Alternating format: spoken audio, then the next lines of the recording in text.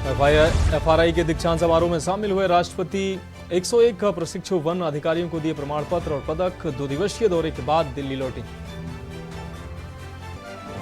नई दिल्ली में सीएम पुष्कर सिंह धामी, पूर्व राज्यसभा सांसद व उत्तराखंड भाजपा के पूर्व प्रभारी से की मुलाकात। सीएम ने एक्स पर जारी की तस्वीर। वनाग्नि प्रबंधन को लेकर मुख्य सचिव रतूड़ी ने की बैठक। जंगलों में आग लगाने वालों के खिलाफ सख्ती के निर्देश। सीएम धामी के निर्देश के बाद दिखा एक्शन। वनों को आग से बचाने के लिए वन विभाग अलर्ट। ऋषिकेश रेंज और राजाजी टाइगर रिजर्व पर खास नजर। फायर गार्ड और वन कर्मचारी भी तैनात। चारधाम यात्रा के लिए हेल्थ एडवाइजरी जारी। स्वास्थ्य विभाग ने 11 भाषाओं में बनाई एसओपी। हर एक श्रद्धालु की हेल्थ का रखा जाएगा ख्याल। और नैनीताल हाईकोर्ट ने जजों के तबादले की सूची की जारी। कहकशा खान को उत्तराखंड हाईकोर्ट का नया रजिस्ट्रार विजिलेंस बनाया गया। कई जिलों के जिला जजों के भी तबादले। आप देख रहे हैं की न्यूज, खबरों का सारथी। नमस्कार, उत्तराखंड की खबरों के साथ मैं हूं मनोज मानस। अब रुक करते हैं खबरों का। खबर लक्सर से है, जहां लक्सर पुलिस चौकी में जहरीला पदार्थ के सेवन से प्रशांत धीमन नामक युवक की मौत हो गई है। आपको बता दें, मामले ने तूल पकड़ लिया है। अब युवक के परिजनों व भाजपा कार्यकर्ताओं ने कोतवाली पहुंचकर दारोगा व पुलिस कर्मियों के खिलाफ तहरीर देने की कोशिश की। पुलिस द्वारा तहरीर एक्सेप्ट न करने पर परिजन व भाजपाइयों ने कोतवाली परिसर में ही धरने पर बैठ गए।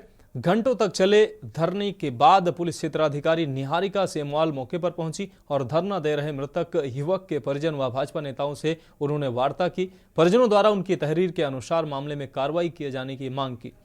इस पर पुलिस क्षेत्राधिकारी ने कहा कि इस प्रकरण की जांच एसपी ग्रामीण द्वारा की जा रही है। काफी देर तक जद्दोजहद होने के बाद उच्च अधिकारियों से वार्ता के बाद पुलिस क्षेत्राधिकारी ने तहरीर स्वीकार कर ली और मामले की निष्पक्ष जांच करने का भरोसा दिया। तब जाकर मामला शांत हो सका और धरना भी समाप्त किया गया।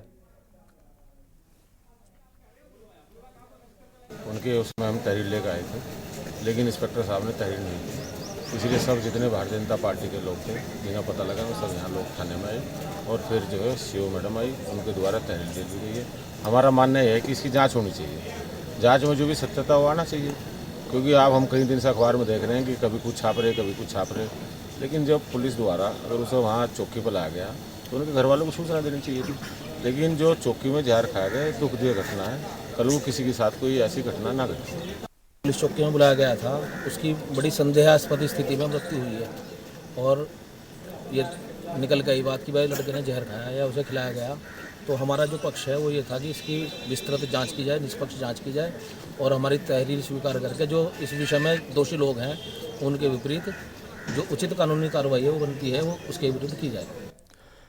अब रुक करेंगे अगली खबर का। रुद्रपुर से अगली खबर है, जहां नेशनल हाईवे 74 पर भमरोला गांव में रॉयल पेंट की दुकान में अचानक आग लगने से लाखों का नुकसान हो गया। सूचना मिलने पर दमकल की 5 गाड़ियों ने मौके पर पहुंचकर कड़ी मशक्कत के बाद आग पर काबू पाया। जानकारी के अनुसार नेशनल हाईवे 74 पर भमरोला में रॉयल नाम से पेंट और सैनिटरी की दुकान है। बताया जा रहा है कि रोजमर्रा की भांति दुकान स्वामी ने दुकान बंद कर वो घर चला गया। रात 10:30 बजे के करीब स्थानीय लोगों ने दुकान से धुआं उठता देख दुकान स्वामी को सूचना दी। जब तक दुकान स्वामी घटनास्थल पर पहुंचता तब तक आग ने विकराल रूप धारण कर लिया था। सूचना मिलने पर सीएफओ निशांत कटारिया कर्मचारियों के साथ घटनास्थल पर पहुंचे, जहां आग के विकराल रूप को देखकर दमकल की 5 गाड़ियों को मंगवाया। कई घंटों की मशक्कत के बाद आग पर काबू पाया गया। बताया जा रहा है कि अग्निकांड से लगभग 40 से 50 लाख का नुकसान होने का अनुमान है।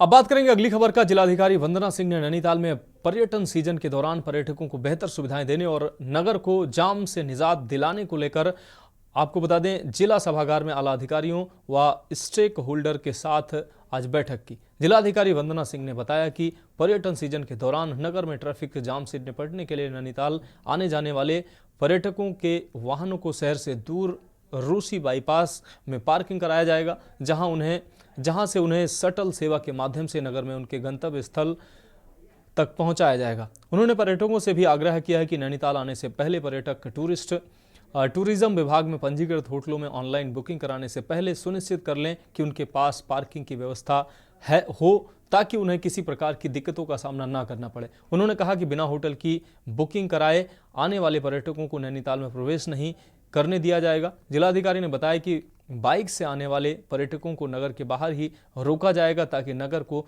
जाम मुक्त रखा जा सके। पर्यटन सीजन को लेकर हम लोग हर साल एक बैठक सभी स्टेक होल्डर्स के साथ करते हैं, प्रशासन और पुलिस। तो आज भी हम लोगों ने सभी को यहाँ पर आमंत्रित किया था। सभी लोगों के सुझाव लिए हैं। जो ट्रैफिक व्यवस्था है, नई पार्किंग्स वगैरह बनाने के सुझाव हैं, जो अस्थायी पार्किंग्स पर्यटन सीज़न के लिए चलाई जा सकती हैं, उन पर भी सुझाव आए हैं। कुछ रेस्ट्रिक्शंस जो हर साल सीज़न में इम्पोज करे जाते हैं एंट्री इत्यादि पर, उनके लेकर भी काफ़ी सारे सुझाव आए हैं। साथ ही जो आवश्यक व्यवस्थाएं ट्रांजिट पॉइंट्स पर करी जाती हैं, जहां शटल सर्विसेज चलती हैं, उन बेसिक कम्युनिटीज़ को प्रोवाइड कराए जाने के लिए भी काफ़ी सारे जो इश्यूज़ हैं वो इस मीटिंग में डिस्कस हुए हैं। सभी जो लाइन डिपार्टमेंट्स हैं उनको निर्देशित किया है कि अपनी जो आगामी सीज़न की तैयारियां हैं, जो भी इश्यूज़ अभी अधूरे रह गए हैं। अब रुक करेंगे अगली खबर का। उत्तराखंड की 5 लोकसभा सीटों में पहले चरण में हुए लोकसभा चुनाव में मतदाताओं की काफी उदासीनता देखने को मिली है। राज्य में करीब 57.24% मतदाताओं ने ही अपने मताधिकार का प्रयोग किया है। यह आंकड़ा पिछले लोकसभा चुनाव की तुलना में लगभग 5% कम है। वहीं 5 लोकसभा सीटों की अगर बात करें तो अल्मोड़ा में सबसे कम मतदान 48.82% रिकॉर्ड किया गया है, जबकि सबसे अधिक मतदान हरिद्वार लोकसभा सीट में हुआ है। उससे पहले ये रिपोर्ट आपको दिखाएंगे, उससे पहले वाराणसी आपको लिए चलते हैं, जहां केंद्रीय गृह मंत्री अमित शाह क्या कुछ कह रहे हैं, सुनाते हैं आपको। नगरी ने इस देश को अनेक महापुरुष देने का काम किया है। महामना मालवीय, लाल बहादुर शास्त्री, संत रविदास, कबीरदास, तुलसीदास, जैन तीर्थंकरों, महारानी लक्ष्मीबाई, न जाने कितने महापुरुषों का इस काशी से रिश्ता रहा। काशी में अगर पद्मश्री, पद्म भूषण, पद्म विभूषण और भारत रत्न की सूची बनाए तो बहुत लंबी सूची काशी की होती है। ये विद्या की नगरी है, कला की नगरी है, ये मोक्ष की नगरी। भाई और बहनों, बाबा विश्वनाथ की इस नगरी को, इस पवित्र भूमि को मैं मन पूर्वक प्रणाम कर कर मेरी बात की शुरुआत करना चाहता हूं। भाई और बहनों, 2024 का चुनाव हमारा देश न केवल विश्व का सबसे बड़ा लोकतंत्र है, मोदी जी कहते हैं भारत लोकतंत्र की जननी है, लोकतंत्र की शुरुआत ही यहां से हुई है। और हम सब के लिए चुनाव ये सत्ता प्राप्त करने या सत्ता परिवर्तन का एक माध्यम नहीं है, हम सब के लिए एक लोकतंत्र का उत्सव है। आज मैं जब काशी में 2014 में आया हूं, तब मैं 2010 से काशी से जुड़ा हूं। 2012 में यूपी का प्रभारी बनकर काशी आया। 2014 में नरेंद्र भाई ने मां गंगा के बुलावे पर यहां से सांसद बनने का निर्णय हमारे नेता नरेंद्र मोदी ने किया। और 2014 से 2024 का एक कालखंड, ये 10 साल, जब भी देश का इतिहास लिखा जाएगा, नरेंद्र मोदी जी के 10 साल सुवर्ण अक्षरों से लिखे जाएंगे। मगर मैं काशी के भाइयों बहनों, सभी कार्यकर्ताओं को कहने आया हूं, जो इतिहास नरेंद्र भाई ने अपनी दूरदर्शिता, देशभक्ति, परिश्रम की पराकाष्ठा और फैसले लेने की गजब सूझ के कारण लिखा है, इसका संपूर्ण यश मेरी काशी की जनता और विशेषकर कार्यकर्ता भाइयों बहनों को जाता है। ये 10 साल तक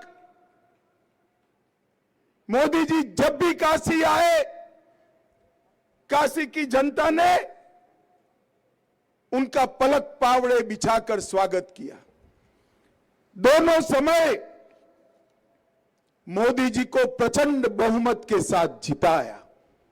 और आज मेरे लिए भी बड़े सौभाग्य की बात है कि प्रधानमंत्री नरेंद्र मोदी जी का, प्रधान सेवक नरेंद्र मोदी जी के चुनाव का कार्यालय का दीप प्रज्वलन करने का सभी कार्यकर्ताओं के साथ मुझे मौका मिला है। भाई और बहनों, मोदी जी ने देश में 400 पार का लक्ष्य दिया है।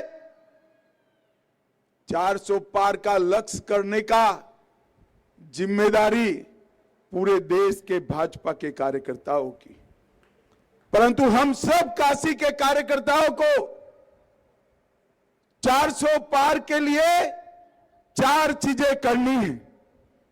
एक तो हमने बाकी सारी चिंता करे बगैर अर्जुन को जैसे चिड़िया की आंखें दिखती थी, उस तरह हमारे बूथ को पकड़कर हर बूथ में 300 वोट की वृद्धि करने का काम हम सब ने करना है।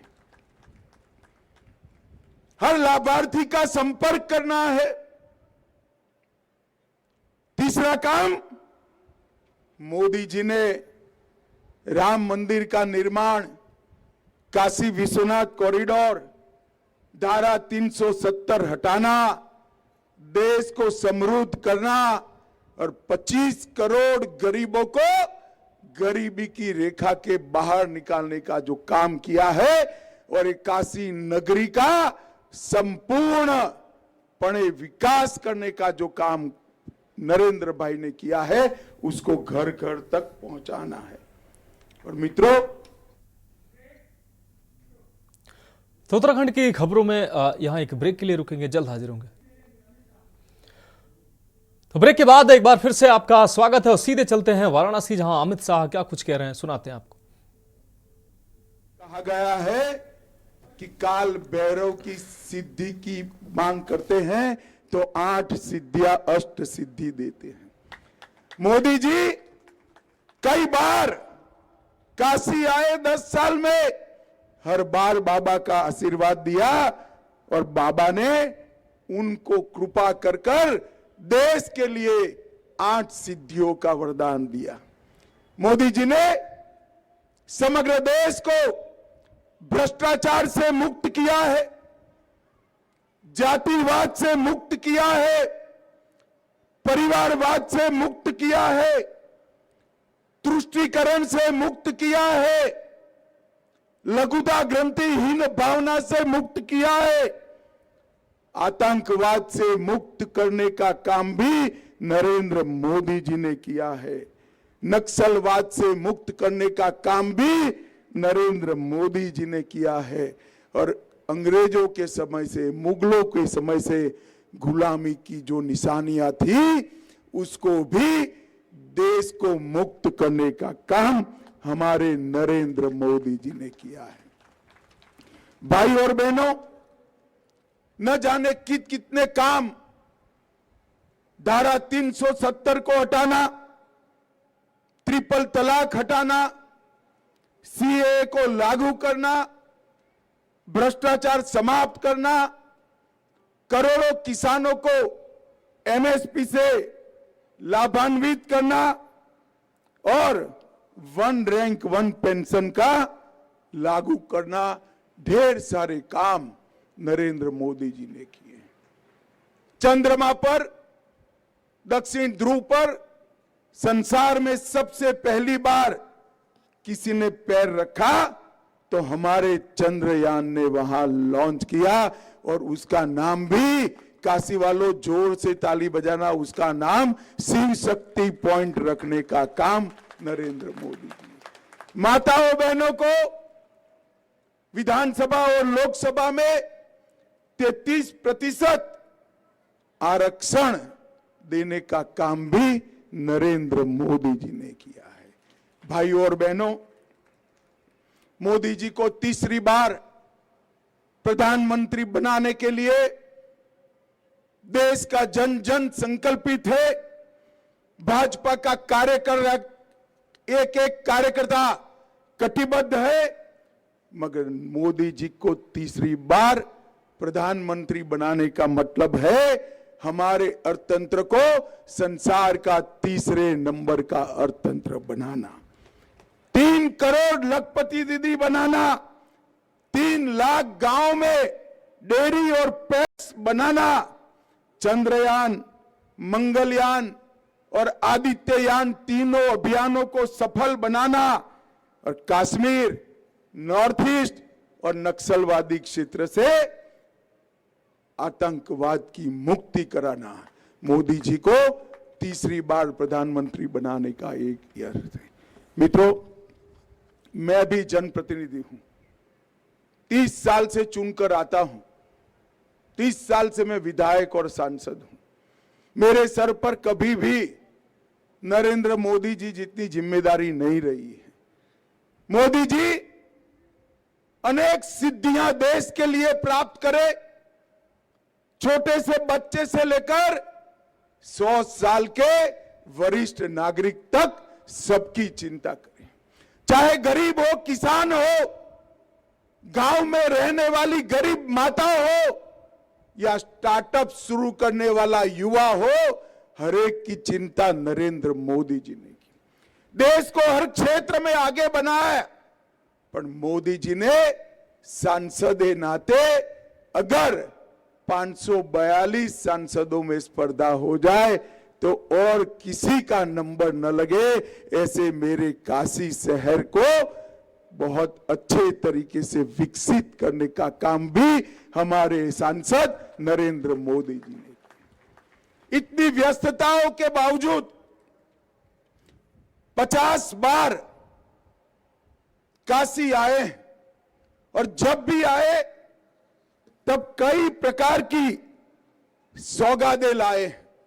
और आज मैं तो 2010 से काशी को देखता हूं और आज जब काशी को देखता हूं तो मालूम पड़ता है काशी का तो शकल और सूरत दोनों बदल गया है। भाई और बहनों, काशी का विकास सिर्फ काशी का विकास नहीं किया, काशी आध्यात्म की नगरी है और काशी के आध्यात्मिक ऊंचाई को भी आगे बढ़ाने का काम हमारे सांसद, हमारे नेता, हमारे प्रधानमंत्री नरेंद्र मोदी जी ने किया है। और उसके साथ साथ विश्व की सबसे पुरानी नगरी को आधुनिक नगरी बनाने का काम भी नरेंद्र मोदी जी ने किया है।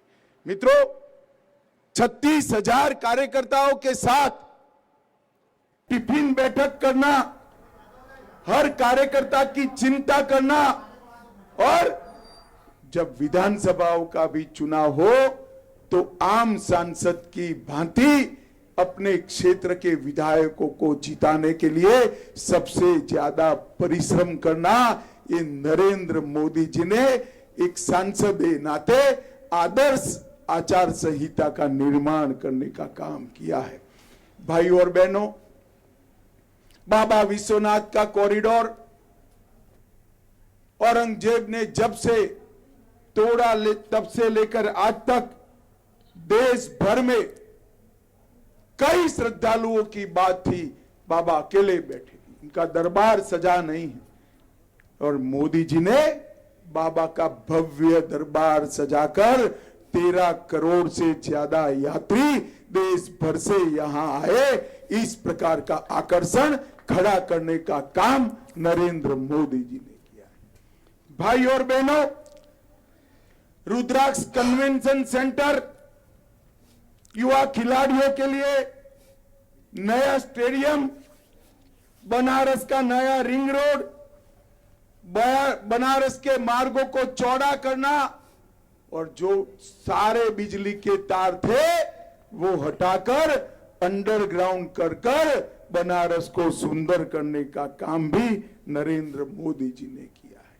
बीएचयू में टाटा कैंसर हॉस्पिटल, टीसीएस का सेंटर, पुराने घाटों की सफाई, नया नमो घाट बनाकर पूरे विश्व का आकर्षण का केंद्र बनाना और गंगा मां को स्वच्छ कर कर सालों के बाद आचमन कर पाए ऐसे गंगा का निर्माण करने का काम हमारे सांसद और प्रधानमंत्री नरेंद्र मोदी जी ने किया।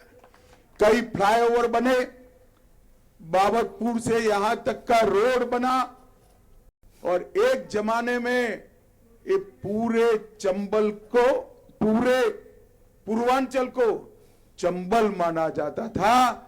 आज मोदी जी के राज में और उत्तर प्रदेश में योगी जी की सरकार आने के बाद माफिया मुक्त पूर्वांचल बनाने का काम हमारे नेता नरेंद्र मोदी जी ने किया है। तो दो तस्वीरें आपने देखी है जहां बनारस में केंद्रीय गृह मंत्री अमित शाह ने रोड, आपको बता दें, रैली की है। वहां पे उन्होंने जनसभा को संबोधित किया है और बीजेपी के कार्यों को गिनाया है। दूसरी तस्वीर हमने आपको दिखाई, भोपाल में प्रधानमंत्री नरेंद्र मोदी ने रोड शो किया है। अपार जन समर्थन के साथ ये रोड शो देखने को मिला है। फिलहाल खबरों में मेरे साथ अभी के लिए इतना ही, और आगे आप देखिए कि न्यूज इंडिया का विशेष कार्यक्रम मंथन हमारे प्रधान संपादक दुर्गेन चौहान जी के साथ।